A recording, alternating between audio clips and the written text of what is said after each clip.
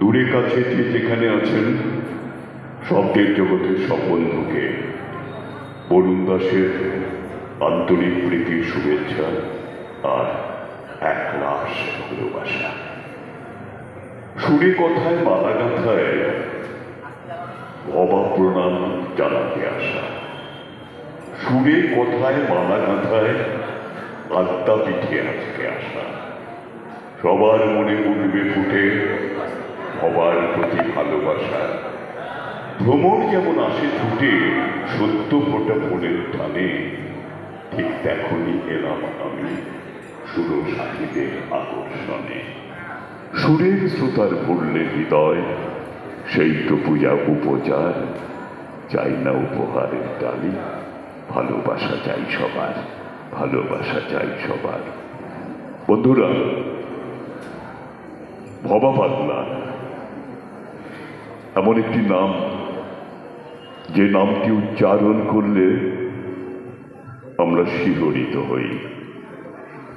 পূর্ববঙ্গের ঢাকা জেলার অন্তর্গত আমতা গ্রামে গজেন্দ্রনাথ রায়চৌধুরীর ঘর আলো করে জন্ম নিয়েছিলেন ভবেন্দ্রনাথ চৌধুরী ওরফে ভবা পাগলা। গীতিকার, সুরকার এবং অসাধারণ কণ্ঠশিল্পী ভবা পাগলা। তিনি বলতেন, গানে গানেই আমার সব কিছু, গানই সর্বশ্রেষ্ঠ সাধনা। সত্যি তাই, এই গানে গানে তিনি মায়ের দর্শন পেয়েছিলেন, মায়ের কোলে বসেছিলেন। এই সাত্বিক এই মানুষটির নাম ভবা পাগলা। আর তার সারথি আমাদের ভীষণ প্রিয়, আমাদের কাছের মানুষ, ভবার সারথি শ্রী গোপাল ক্ষেত্রী, যিনি শুধু ভারতবর্ষের মাটিতে নন, ভারতবর্ষের বাইরে পৃথিবীর বিভিন্ন প্রান্তে ভবা পাগলার আদর্শ, ভবা পাগলার গান, ভবা পাগলার নীতি বিতরণ করে বেরিয়েছেন। একদিন জ্যৈষ্ঠ মাসের দুপুরে ভীষণ গরম, পাগলকে সঙ্গে নিয়ে সারথি গোপাল ক্ষেত্রী চলেছে দীঘায়। অবাক হয়ে যাবেন, মেদিনীপুর শহর থেকে খানিকটা এগিয়ে যাওয়ার পরেই গাড়িটা গেল বন্ধ হয়ে। গোপালবাবু তো প্রচন্ড পরিশ্রান্ত, অনেক কষ্ট করলেন, কিছুতেই গাড়ি স্টার্ট করা গেল না, ঘেমে নেই একাকার। তখন খুব ক্ষিপ্ত হয়ে বললেন, তুমি গাড়িতে থাকতে আমার গাড়ি বন্ধ হয়ে যাবে? ভবা একটু মিষ্টি হাসলেন, এসে বললেন, ও গাড়ি বন্ধ হয়ে গেছে বুঝি, দাঁড়াও দাঁড়াও বলে পিঠে একটা হাত দিয়ে বললেন, এই গাড়ি চল।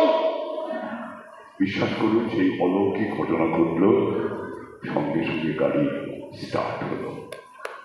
এমন অনেক ঘটনা, অনেক অলৌকিক ঘটনা ভবার জীবনে ঘটেছে।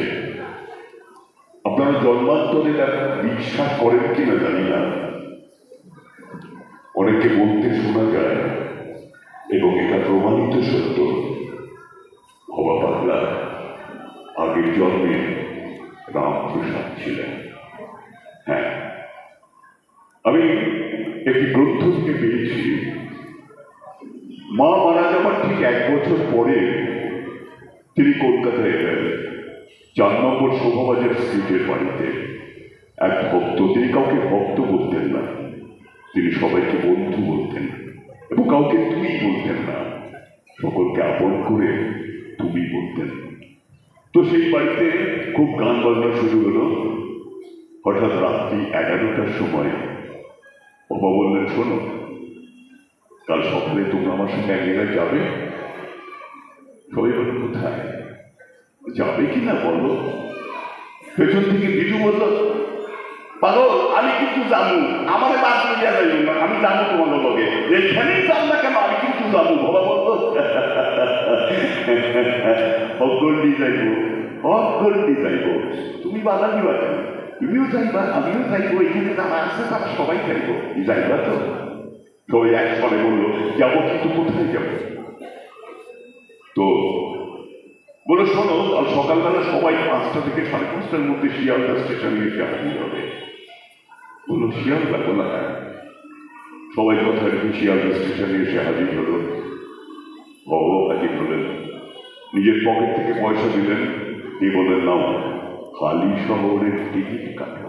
বললো হালি শহর মানে যেখানে রামপ্রসাদের ভিটে? বললো হ্যাঁ, হালি শহর। সবাই তো ভীষণ পুলকিত, ভীষণ আনন্দিত, হালি শহর যাবো, দারুণ ব্যাপার। তো গাড়ি হালি শহরের দিকে রওনা হলো। হালি শহর স্টেশনে নেমে দেখলো চতুর্দিকে শুধু জঙ্গল। কি করে যাওয়া যায়? বলে চলো হাঁটি। আমরা হাঁটতে শুরু করলো, পেছনে পেছনে তার বন্ধুরা, তার ভক্তরা। ঝিঝি, ওই দিনের বেলায় তো ঝিঝি ডাকছে, এত জঙ্গল। হবার ওই বলিষ্ঠ দেহ, ওই জ্যোতির্ময় রূপ, তিনি হাঁটছেন। অদ্ভুত কাণ্ড, হবা হাঁটছেন, তার পায়ে কিন্তু ধুলো লাগছে না, আর তাকে অনুসরণ করছেন তার বন্ধুরা। খানিকটা যাবার পরে একটা শিয়াল দেখা গেল। একটা শিয়াল ওদের দিকে তাকালো, তাকিয়ে আবার চলতে শুরু করলো। বাবা বললেন, দেখো, ও আমাদের পথ দেখিয়ে নিয়ে যেতে এসেছে, চলো চলো। শিয়ালটা বেশ খানিকটা যাবার পরে অদৃশ্য হয়ে গেল, আর দেখা গেল না। এবারে একটা সাদা ধপধপে গাই গরু, সে এসে হারিয়ে হলো ওই ছোট্ট রাস্তায়। সেও একবার পিছন ফিরে ভবার দিকে তাকালো, তারপরে এগিয়ে চলল। বাবা বললেন, দেখো, ও আমাদের পথ দেখিয়ে নিয়ে যাচ্ছে। বেশ খানিকটা যাবার পরে